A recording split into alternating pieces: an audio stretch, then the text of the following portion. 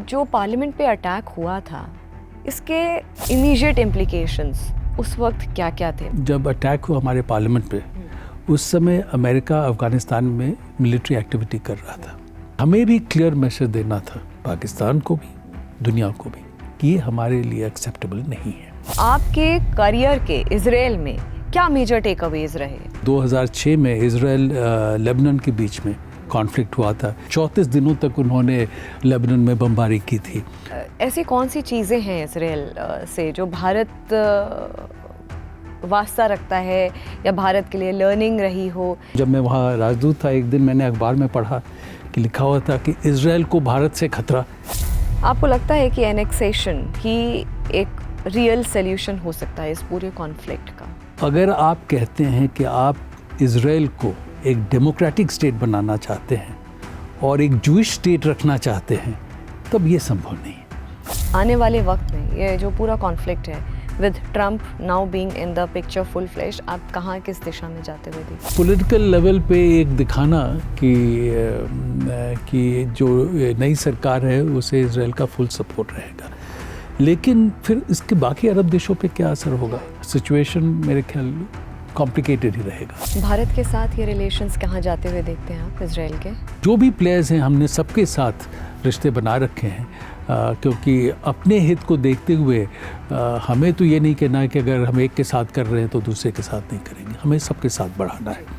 Trump 2.0 government के साथ किस तरह के रिलेशनशिप देखते हैं और किस तरह से रिलेशनशिप इवॉल्व हुए हैं? 2018 में भारत को एक टेक्नोलॉजी रिलीज़ के लिए लेवल दिया जिसको STA1 कहते हैं, स्ट्रेटेजिक ट्रेड ऑथराइजेशन लेवल 1।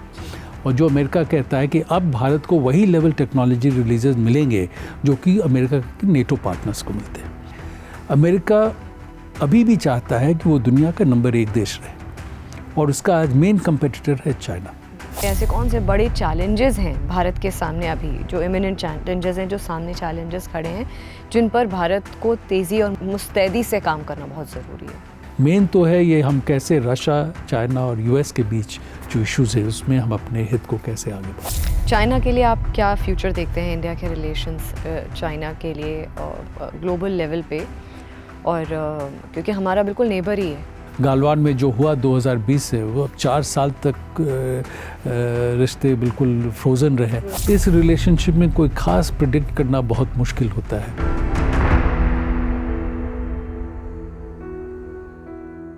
जो पार्लियामेंट पे अटैक हुआ था, इसके इम्प्लीकेशंस, इमीडिएट इम्प्लीकेशंस उस वक्त क्या क्या थे? मतलब जब फॉरेन पॉलिसी को लेकर के बात करते हैं, ये बहुत आसान नहीं होता है, it's not a cake walk.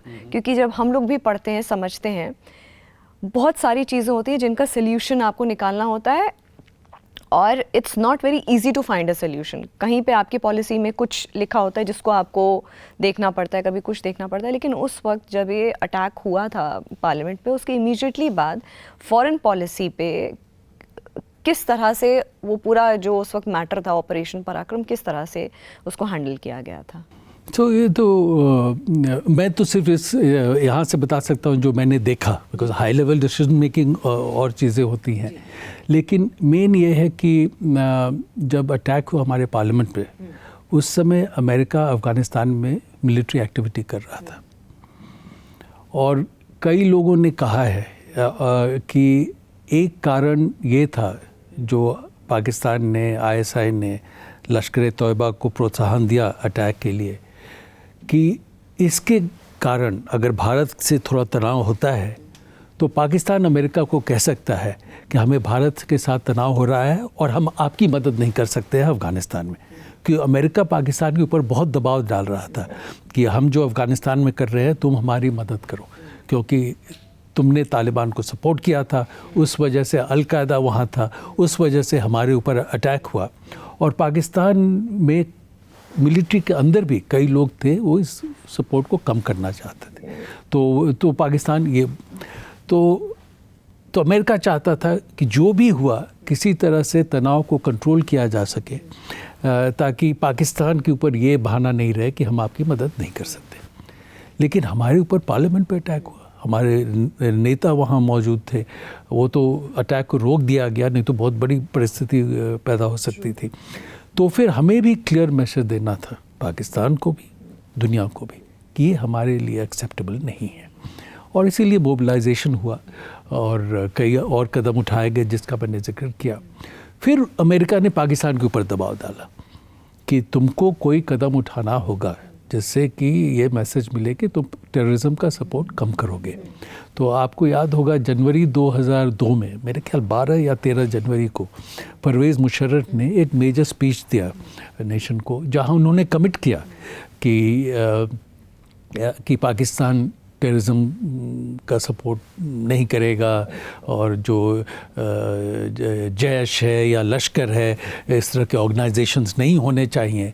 तो एक कमिटमेंट था। उसके बाद लोगों ने कहा कि उसके बाद कई महीनों तक जो उनका सपोर्ट मिल रहा था टेररिस्ट ग्रुप्स को, वो थोड़ा कम कर दिया, जो उधर से इन्फिल्ट्रेशन हो रहा था वो कम कर दिया। तो ये एक ज़रा डेलिकेटली हैंडल करना था कि एक तरफ आप पाकिस्तान को भी, दुनिया को भी सब क्लियर मैसेज दें कि ये हमें एक्सेप्टेबल नहीं है।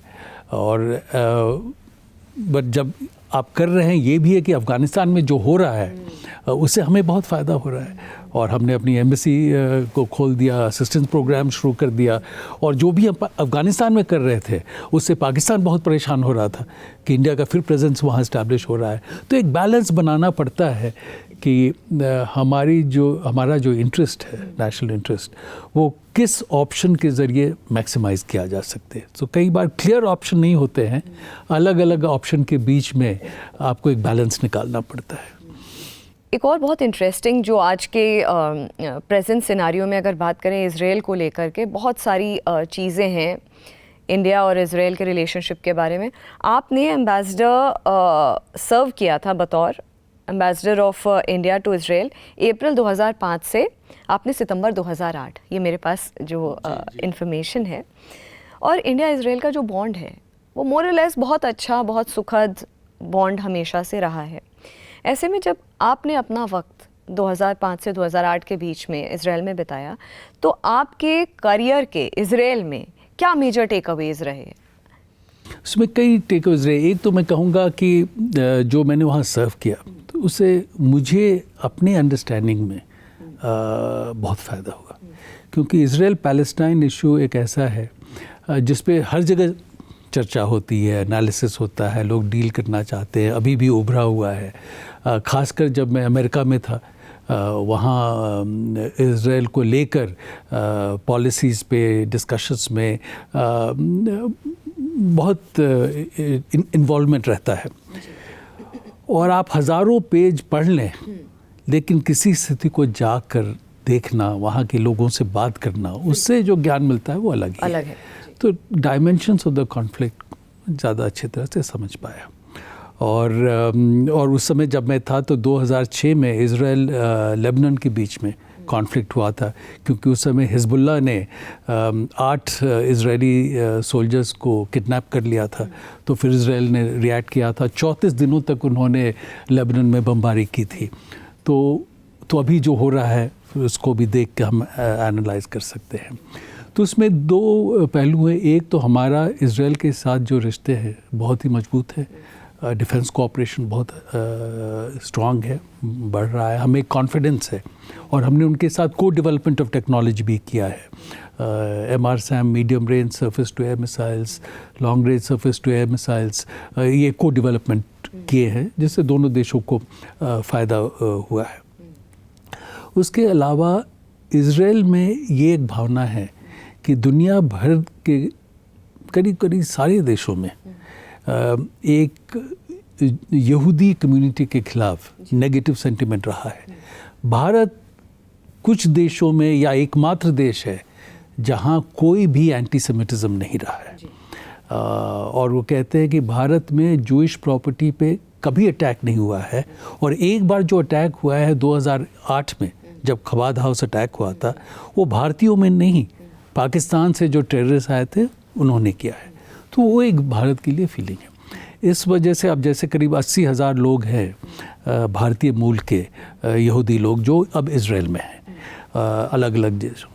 और जब भी उनका कोई भी मेजर प्रोग्राम होता था तो अपने लोकल मेयर को बुलाते थे और भारत के राजदूत को बुलाते थे, जो कि अन्य देश से जो लोग आए हैं वो जिस देश से आए हैं वहाँ के राजदूत को आमतौर पे नहीं बुलाते थे, क्योंकि वहाँ से एक पुश फैक्टर था उनके लिए डिस्क्रिमिनेशन के कारण। और जब मैं इन प्रोग्राम में जाता था तो आमतौर पे हिंदुस्तानी म्यूज़िक का प्रोग्राम होता था और 2 फ्लैग लगे होते थे, भारत का और इज़राइल का। और ये मेरे ख्याल अमेरिका के अलावा किसी और देश के साथ ऐसा नहीं था उनके लिए। और इज़राइल में जैसा कि आप जानती हैं मिलिट्री सर्विस कंपलसरी है स्कूल के बाद, लड़के 3 साल के लिए, लड़कियां 2 साल के लिए।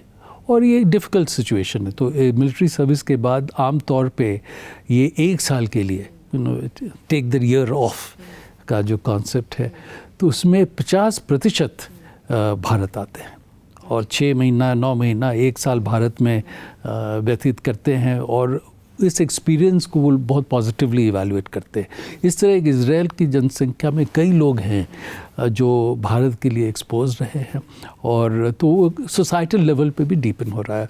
और मैं आपको बता सकता हूँ राजदूत के तौर पे मैं कभी भी किसी फंक्शन में या कि जैसे किसी रेस्टोरेंट में गया और उनको पता चल गया कि भारत के राजदूत आए तो थोड़े दिन बाद हिंदुस्तानी म्यूज़िक शुरू हो जाता था बैकग्राउंड में। तो एक फीलिंग है जिस पे हम बिल्ड कर सकते हैं। अब ऐसी कौन सी चीज़ें हैं इज़राइल से जो भारत वास्ता रखता है या भारत के लिए लर्निंग रही हो, या आपको लगा हो कि ये सिस्टम इज़राइल से भारत में भी होना चाहिए? एक तो वो उनके एक तो डिफेंस टेक्नोलॉजी है, उसमें काफ़ी कोऑपरेशन हो रहा है। अभी आपने देखा होगा हाल ही में एक अनाउंसमेंट हुआ है कि एक मेजर इंडस्ट्री है इज़राइल एरोस्पेस इंडस्ट्री IAI, उन्होंने एक सब्सिडरी अब यहाँ इस्टेब्लिश किया है जो DRDO के साथ काम करेगा। लेकिन मेन जो मैं कहता हूँ जो इज़राइल की अचीवमेंट है, कई अचीवमेंट्स है, एक ये देखिए उनके 7 मिलियन पॉपुलेशन है, 9 मिलियन अब 90 लाख, हमारा है 140 करोड़। और इज़राइल में जो स्टार्टअप्स की संख्या है वो भारत में जो स्टार्टअप्स हैं उससे ज़्यादा है। तो इनोवेशन का जो स्ट्रेंथ है, और मैं एक आपको बताऊं, जब मैं वहाँ राजदूत था एक दिन मैंने अखबार में पढ़ा कि लिखा हुआ था कि इज़राइल को भारत से खतरा, तो मैंने कहा ये क्या बात है, हमारे तो रिश्ते बड़े अच्छे हैं। फिर जब मैंने देखा तो उसमें कह रहे हैं कि भारत में स्टार्टअप्स की संख्या बढ़ रही है और इज़राइल की संख्या तक पहुंच जाएंगे। तो 7 मिलियन 9 मिलियन की लोग जनसंख्या के देश और स्टार्टअप्स में दुनिया में नंबर 2 पे है, पहला अमेरिका, दूसरा इज़राइल। तो ये एक मेजर अचीवमेंट है जिससे हमको अभी प्रेजेंट सिचुएशन की अगर मैं बात करूं आपसे, तो इज़राइल पैलेस्टीन का ये जो पूरा इशू चल रहा है, इस कॉन्फ्लिक्ट, जो ऑनगोइंग कॉन्फ्लिक्ट है, इसके ऊपर पहले आपके व्यूज़ में जानना चाहूँगी, फिर ये समझना चाहूँगी कि आपको लगता है कि एनेक्सेशन ही एक रियल सोल्यूशन हो सकता है इस पूरे कॉन्फ्लिक्ट का? मेरे ख्याल में एनेक्सेशन से सोल्यूशन नहीं निकलेगा। मुश्किल ये है कि सोल्यूशन क्या है अभी और क्या पॉसिबल है, बहुत मुश्किल है। इज़राइल में पॉलिटिक्स अब राइट ऑफ सेंटर मूव कर गया है और जो लोग अभी पावर में हैं वो 2 स्टेट सोल्यूशन में बिलीव नहीं करते हैं और उसमें कई लोग एनेक्सेशन सपोर्ट करते हैं। लेकिन एनेक्सेशन का प्रॉब्लम ये होगा कि अगर करते हैं तो जो यहूदी लोग हैं और जो अन्य लोग हैं उनकी जनसंख्या बराबर हो जाएगी। तो अगर आप कहते हैं कि आप इज़राइल को एक डेमोक्रेटिक स्टेट बनाना चाहते हैं और एक जूइश स्टेट रखना चाहते हैं, तब ये संभव नहीं है अगर जनसंख्या दोनों की बराबर है। तो अगर इज़राइल को वो डेमोक्रेटिक और यहूदी जूइश स्टेट रखना चाहते हैं तो उन्हें किसी तरह का विभाजन तो करना ही होगा। अब कैसा विभाजन होगा ये कहना मुश्किल है, क्योंकि इज़राइल में एक धारणा बैठ गई है कि जो पैलेस्टीन में लोग हैं या जो उनके इर्द गिर्द जो देश हैं उनमें कई देशों ने अभी भी इज़राइल के एग्जिस्टेंस को एक्सेप्ट नहीं किया है और उनको थ्रेट है। अब जैसे गाज़ा में 2005 में इजरायली निकल गए थे वहाँ से और गाज़ा के अंदर नहीं मौजूद थे और बाहर पेरिफ्री पे थे, बॉर्डर्स पे, और उनका कहना है कि अब उस वजह से हमास ने जो अपने को स्ट्रेंथन कर लिया है गाज़ा में और उन पे अटैक हुआ, वो संभव नहीं था अगर इजराइल वहाँ पर। इसलिए अब एक बार ये एक्टिव फेज ऑफ कॉन्फ्लिक्ट बंद हो तो क्या सोल्यूशन निकलेगा कहना मुश्किल है, क्योंकि कई लोग इजराइल में कहेंगे कि अगर आप बाहर निकल आते हैं तो आपको फिर खतरा हो सकता है, लेकिन अगर आप वहाँ मौजूद हैं तो आप एक तरह से पैलेस्टीनियंस को सेकंड क्लास सिटीजन्स की तरह ट्रीट करें। वो भी आज के इंटरनेशनल माहौल में एक्सेप्टेबल नहीं है। तो मेरे ख्याल में अंत में किसी न किसी तरह का विभाजन तो करना ही होगा। अब कैसे होता है, कैसे पहुंचते हैं, किस तरह इजरायली पॉलिटिक्स दिशा में इवॉल्व करता है, अमेरिकन पॉलिटिक्स किस तरह इवॉल्व करता है। बिकॉज एक कारण जो इजराइल अपना पोजीशन मेंटेन कर पाता है क्योंकि उसको अमेरिका का सपोर्ट है। अभी सिक्योरिटी काउंसिल में जो वोट हुआ सीज़ फायर पे गाज़ा में, आपने देखा कि सिक्योरिटी काउंसिल के 15 सदस्य में 14 ने सीज़ फायर सपोर्ट किया, सिर्फ एकमात्र अमेरिका अकेला था जिन्होंने वीटो किया। तो अमेरिका को भी इस पोजीशन पे एक तरफ से आइसोलेशन है, लेकिन चूंकि अमेरिका दुनिया का सबसे शक्तिशाली देश अभी भी है और इजराइल को सपोर्ट कर रहा है, तो इजरायली सरकार अपने पोजीशन को मेंटेन कर सकती है, पर इसमें भी चेंज आ सकता है, वो देखना। अच्छा, ट्रंप 2.0 की हम बात कर रहे थे। ट्रंप का ये इलेक्शन जीतना, ट्रंप 2.0 की ये गवर्नमेंट, ये इजराइल को और ये पूरे कॉन्फ्लिक्ट को आने वाले समय में, क्योंकि एक और बहुत इंटरेस्टिंग बात तो यही, मैं आपकी बात को सपोर्ट कर रही हूँ, ये कैबिनेट के एक्सपेंशन की जब बात हुई तो उसमें इजरायली सपोर्टिंग जो फेसेस थे वो बहुत ज़्यादा, इजराइल सपोर्टिंग फेसेस बहुत ज़्यादा हैं। तो ऐसे में कई राइट्स ग्रुप को, कई लोगों को बहुत क्वेश्चंस उठाए। तो ऐसे में मैं समझना चाहूँगी आपसे कि आने वाले वक्त में ये जो पूरा कॉन्फ्लिक्ट है with Trump now being in the picture full flesh, आप कहाँ किस दिशा में जाते हुए देखते हैं? तो ट्रंप ने इजराइल को पूरा सपोर्ट दिया है। ट्रंप 1.0 में उन्होंने कई कदम उठाए जो पहले किसी भी अमेरिकी राष्ट्रपति ने नहीं किया थे। अब जैसे अमेरिका का राजदूतावास तेल अवीव में था, जबकि जेरूसलम, इजराइल कहता है कि उसकी राजधानी जेरूसलम है, लेकिन अन्य देशों ने ज़्यादातर ये नहीं अभी माना है कि इजराइल की राजधानी जेरूसलम में है, और भारत का भी राजदूतावास जैसे तेल अवीव में है। लेकिन ट्रंप के कार्यकाल में उन्होंने राजदूतावास को तेल अवीव से जेरूसलम शिफ्ट कर दिया, दिखाने के लिए कि मैं इजराइल का सपोर्टर हूँ। दूसरी बात कि इजराइल ने 1967 के युद्ध में सीरिया से गोलन हाइट्स ले लिया था, और अंतर्राष्ट्रीय स्तर पर इसको ऑक्यूपाइड टेरिटरी माना जाता है, यूएन रेजोल्यूशन में भी। और ट्रंप ने कहा कि मैं सीरियन हाइट्स को अब इजरायली सॉवरेन टेरिटरी मानता हूँ यूनिलैटरली। तो इजराइल समझता है कि ट्रंप का उनके ऊपर सपोर्ट, उनका पूरा सपोर्ट है, क्योंकि जूइश कम्युनिटी के कई लोगों ने अमेरिका में ट्रंप को सपोर्ट किया है। और अभी जो ट्रंप ने 2 लोगों को अपॉइंट किया है, एक जो envoy for the middle east peace process, वो इजराइल के सपोर्टर है, और जो उन्होंने कहा है कि एम्बेसडर बनाएंगे इजराइल के लिए। अभी तो नॉमिनेशन प्रोसेस होगा, बट फिर भी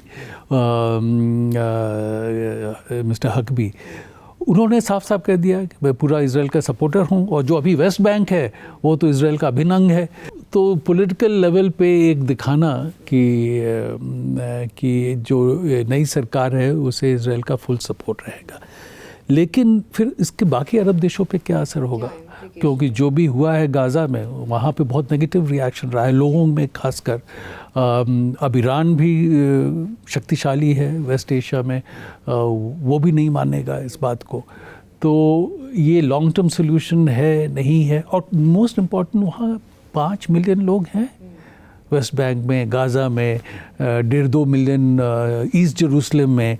तो उनको आप फर्स्ट क्लास सिटीज़न का अगर नहीं देंगे दर्जा, और उनके वो राइट्स नहीं मिलेंगे जो यहूदी कम्युनिटी को मिल रहे हैं, तो इसका असर तो होगा ही लॉन्ग टर्म में। इसलिए कॉम्प्लिकेशन हो सकते हैं। और जैसा कि मैंने कहा, मेरा अपना विचार तो है कि किसी समय किसी लेवल पे विभाजन तो करना ही होगा, लेकिन ट्रंप का फुल सपोर्ट रहेगा इजराइल को, और सिचुएशन मेरे ख्याल कॉम्प्लिकेटेड ही रहेगा। भारत के साथ ये रिलेशंस कहाँ जाते हुए देखते हैं आप इजराइल के? इस पूरे जो कॉन्फ्लिक्ट, ऑनगोइंग कॉन्फ्लिक्ट है, और जिस तरह की सिचुएशन अभी बनी है, इंटरनेशनल प्रेशर भी इतना ज़्यादा है। नहीं, तो हमारा पॉलिसी है कि हम अपने हित को देखते हुए सभी देशों से रिलेशंस आगे बढ़ाएं, और इजराइल के साथ तो हमारे मजबूत हैं ही, हमारे सऊदी अरेबिया यूए के साथ भी बहुत स्ट्रॉन्ग रिलेशंस है। आपने देखा हमारे प्रधानमंत्री वहाँ गए, वहाँ के नेता यहाँ आए हैं, और हमारे ईरान के साथ भी अच्छे रिश्ते रहे हैं। और उसका एक कारण ये भी है कि क्योंकि पाकिस्तान हमें एक्सेस नहीं देता है अफ़गानिस्तान जाने के लिए, तो अगर हम अफ़गानिस्तान के लिए और सेंट्रल एशिया के लिए एक ईजियर एक्सेस ढूंढे तो ईरान के थ्रू ही हो सकता है।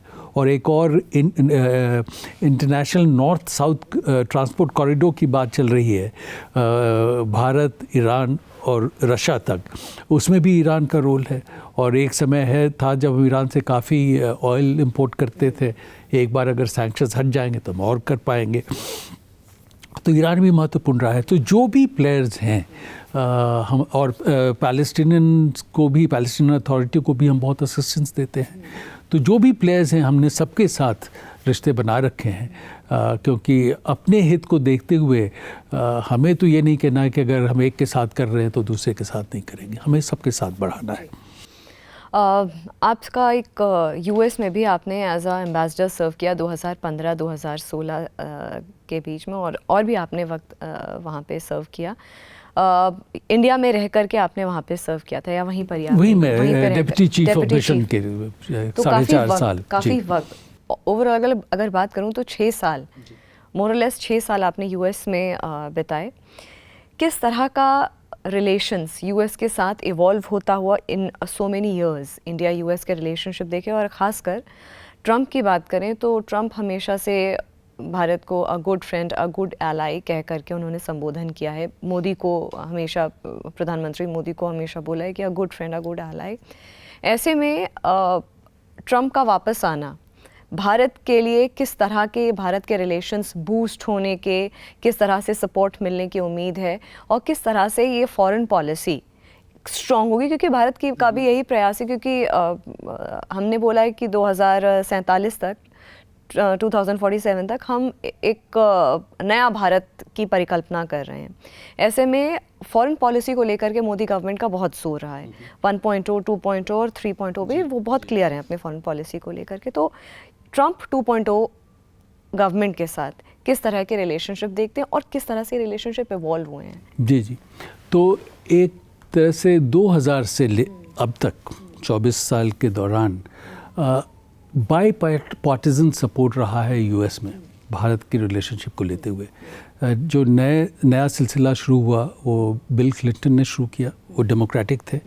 उसके बाद रिपब्लिकन जॉर्ज बुश आए, उन्होंने सिविल न्यूक्लियर कोऑपरेशन एग्रीमेंट किया, बिल्कुल पाथ ब्रेकिंग एग्रीमेंट था, क्योंकि उसके बाद हम हाई लेवल टेक्नोलॉजी कोऑपरेशन कर सके। उसके बाद ओबामा आए, और ओबामा भारत 2 बार आए। उसके पहले कोई भी अमेरिकी राष्ट्रपति 2 बार भारत नहीं आया अपने कार्यकाल में।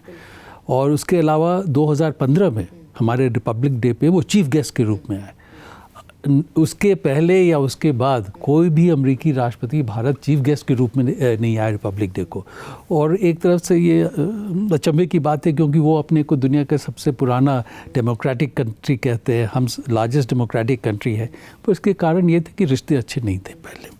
और उन्होंने 2016 में भारत को मेजर डिफेंस पार्टनर का दर्जा दिया, जिसके कारण हम हायर लेवल टेक्नोलॉजी एक्सेस कर सकते हैं।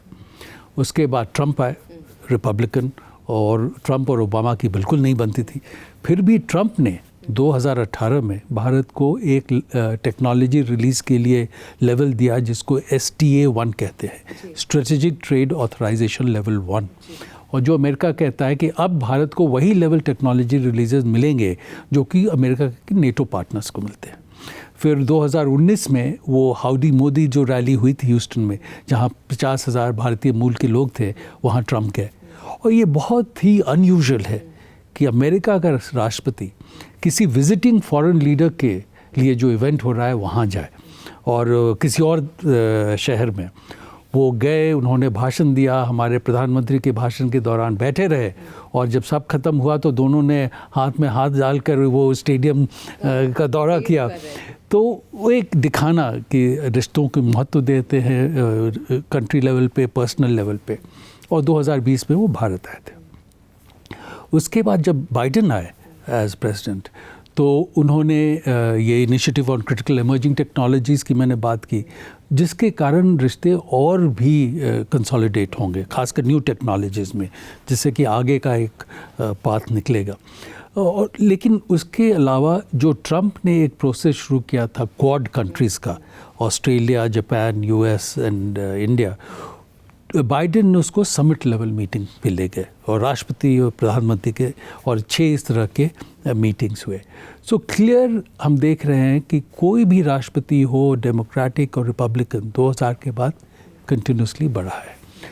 तो उसको देखते हुए हम एक्सपेक्ट कर सकते हैं कि ट्रंप 2.0 में रिश्ते कंसोलिडेट करेंगे। प्रॉब्लम्स होंगे, ट्रंप 1.0 में हमें प्रॉब्लम्स ट्रेड में हुए थे, उन्होंने हमारे स्टील और एल्यूमिनियम इंपोर्ट्स पे ड्यूटी बढ़ा दिया था, और जो हमारे जनरलाइज स्कीम ऑफ प्रेफरेंस जिसके अंतर्गत करीब $6 बिलियन यहाँ से जो गुड्स जाते थे वो ड्यूटी फ्री था, और उसको उन्होंने हटा दिया था हमारे ऊपर दबाव डालने के लिए। सो ट्रेड रिलेटेड इश्यूज़ पे, पर सो अब देखना है कि ट्रेड इश्यूज़ पे वो क्या रवैया अपनाते हैं। और टेक्नोलॉजी कोऑपरेशन पे जो बाइडेन एडमिनिस्ट्रेशन एक हाई लेवल तक ले गया था, उसको और किस तरह बढ़ाना चाहते हैं, तो इन सब चीज़ों को हमको ध्यान में रखना होगा। पर मुझे लगता है कि रिलेशन कंसोलिडेट ही होंगे, क्योंकि अमेरिका के इंटरेस्ट में है और अमेरिकी कंपनियों के इंटरेस्ट में है कि इसको आगे बढ़ाए। अमेरिका अभी भी चाहता है कि वो दुनिया का नंबर 1 देश रहे, और उसका आज मेन कंपटीटर है चाइना, और चाइना में टेक्नोलॉजी में बहुत प्रगति हुई है। तो अगर अमेरिका चाइना से कम्पीट करना चाहता है तो उसे एक और पार्टनर चाहिए जो जहाँ करीब 140 करोड़ लोग हों, और आप टेक्निकल ह्यूमन कैपिटल देखें तो भारत में उसमें बहुत स्ट्रेंथ है। आज कहते हैं जैसे सेमीकंडक्टर डिज़ाइन में 20% of global technical talent India में है, और कई अमेरिकी कंपनीज़ अब इंडिया में ग्लोबल कैपेबिलिटी सेंटर सेटअप कर रही हैं। यहाँ पे कटिंग एज R&D और टेक्नोलॉजी भी डेवलपमेंट काम हो रहा है, भारत के मार्केट के लिए नहीं बट उन कंपनीज़ के ग्लोबल ऑपरेशंस के लिए। आज ही मैं अखबार में पढ़ रहा था कि जो एक कंपनी, अमेरिकी कंपनी है AMD, जो सेमीकंडक्टर डिज़ाइन में है, उन्होंने कहा है कि वो 8000 लोगों को इंडिया में एम्प्लॉय कर रहे हैं R&D टेक्नोलॉजी डेवलपमेंट में काम करने के लिए। और इंडिया में जो उनका प्रेजेंस है दुनिया में उनका सेकंड लार्जेस्ट प्रेजेंस है अमेरिका के बाद। तो इस तरह टेक्नोलॉजी लिंकेज में अमेरिका को भी भारत के साथ कोऑपरेशन की ज़रूरत है। तो उसको ध्यान में रखते हुए मैं सोचता हूँ कि ट्रंप 2.0 में भी रिलेशनशिप आगे की ओर ही बढ़ेंगे। लास्ट सवाल मैं आपसे पूछना चाहूँगी कि जियोपॉलिटिकली अगर मैं बात करूँ, ऐसे कौन से फॉरेन पॉलिसी को लेकर के या नीति को लेकर के ऐसे कौन से बड़े चैलेंजेस हैं भारत के सामने अभी, जो इमिनेंट चैलेंजेस हैं, जो सामने चैलेंजेस खड़े हैं, जिन पर भारत को तेज़ी और मुस्तैदी से काम करना बहुत ज़रूरी है? अब सबसे महत्वपूर्ण चैलेंज तो ये होगा कि ग्लोबल स्टेज पे जो मेन कॉन्टेस्टेशन है वो रशिया, चीन और अमेरिका के बीच में है। और तो इस संदर्भ में हमें रशिया के साथ अपने रिलेशनशिप को सस्टेन करना है, क्योंकि हम नहीं चाहेंगे कि रशिया पूरी तरह से सिर्फ चीन पे ही डिपेंडेंट हो जाए, जबकि उसके रिलेशनशिप अमेरिका और यूरोप के साथ ख़राब हो रहे हैं। तो उस रिलेशनशिप को सस्टेन करना है, और रशिया भी चाहेगा कि उसके पास चीन के अलावा ऑप्शंस हों, तो वहाँ एक स्पेस है हमारे लिए।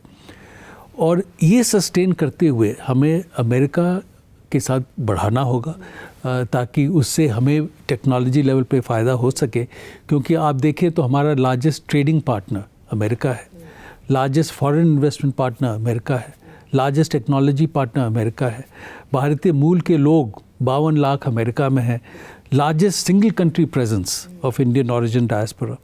हमारे जो भारत के स्टूडेंट्स हैं जो बाहर जाते हैं, अमेरिका में 3,30,000 हैं अभी, लार्जेस्ट प्रेजेंस। तो बहुत इम्पॉर्टेंट है, क्योंकि आगे बढ़ के फिर वो अपने बिजनेस सेटअप करते हैं वगैरह, तो वो सस्टेन करना है। और ये करते हुए हमें अपने आप को स्ट्रेंथन करना है, जो कि हमारी सरकार ने भी एक ऑब्जेक्टिव दिया है विकसित भारत की ओर, हमें स्ट्रेंथन करना है, अपने आप को स्ट्रेंथन करना है, ताकि अभी या फ्यूचर में अगर चीन के साथ कोई भी चैलेंज हो सके तो उसको हम अपने हैंडल कर सकें। सो आई थिंक मेन यही है। अब इसके संदर्भ में फिर हम अपने नेबरहुड में एक माहौल बना सके ताकि हमें नेबरहुड से कोई चैलेंज ना हो, और आसियान के साथ रिलेशंस कंसोलिडेट करें, गल्फ़ कंट्रीज़ के साथ रिलेशंस कंसोलिडेट करें, यूरोपियन कंट्रीज़ के साथ भी आगे बढ़ाएं, क्योंकि अगर ट्रम्प 2.0 में अमेरिका यूरोप से थोड़ा पीछे हट जाता है तो यूरोप भी अब कुछ नए कोऑपरेशन पार्टनर्स को ढूंढेगा, तो वहाँ भी एक माहौल बन सकता है। पर ये सब सब्सिडरी लेवल एक्टिविटी है। मेन तो है ये हम कैसे रशिया, चाइना और यूएस के बीच जो इश्यूज़ है उसमें हम अपने हित को कैसे आगे बढ़ाएं। चाइना के लिए आप क्या फ्यूचर देखते हैं, इंडिया के रिलेशंस चाइना के लिए ग्लोबल लेवल पे? और क्योंकि हमारा बिल्कुल नेबर ही है, we share our border with China, तो ऐसे में व्हाट इज़ द फ्यूचर, क्या वे अहेड है यहाँ से? कुछ हद तक तो दोनों देशों के हित में है कि जो टेंशन है, जो कॉन्फ्लिक्ट सिचुएशंस हैं उसको कंट्रोल में रखें, कोऑपरेशन बढ़ाएं, उनको भी फ़ायदा होगा, हमें भी फ़ायदा होगा। और रह के ये एफर्ट दोनों तरफ से होता है, लेकिन रह के प्रॉब्लम भी खड़े हो जाते हैं बॉर्डर पे, लाइन ऑफ कंट्रोल पे। सो मेरे ख्याल जिस हद तक दोनों कंफर्टेबल हों, कोऑपरेशन एरियाज़ को बढ़ा सकते हैं अपने इंटरेस्ट को प्रोटेक्ट करते हुए, लेकिन इस रिलेशनशिप में कोई ख़ास प्रेडिक्ट करना बहुत मुश्किल होता है, बिकॉज़ हमारे असेसमेंट में हर कुछ साल बाद चाइना एक कदम उठाता है जो हमारे लिए प्रॉब्लम हो जाता है, फिर हमें रिस्पॉन्ड करना होता है। और गालवान में जो हुआ 2020 से, वो अब 4 साल तक रिश्ते बिल्कुल फ्रोज़न रहे, और अब थोड़े से फिर बातचीत चल रही है, देखिए कहाँ तक हम जाते हैं। Thank you so much sir for coming to our show. और मैं चाह रही थी कि इस तरीके का डिटेल्ड एक चर्चा रहे फॉरेन पॉलिसी को लेकर के, जियोपॉलिटिकली जिस तरह से हम डील कर रहे हैं, या प्रीवियस जो हमारी जर्नी रही है कुछ इम्पॉर्टेंट कंट्रीज़ के साथ, वो किस तरह से इवॉल्व हुआ है। Thank you so much. एक बहुत ही पावरफुल इंसाइट्स, एंड ये कहना गलत नहीं होगा कि आज का जो इन्फॉर्मेशन जो आई है सारी coming from the horses mouth everything, I think it was a great learning. बहुत कुछ सीखने को था आज। Thank you so much. फिलहाल जागरण मंथन में इतना ही। नमस्कार।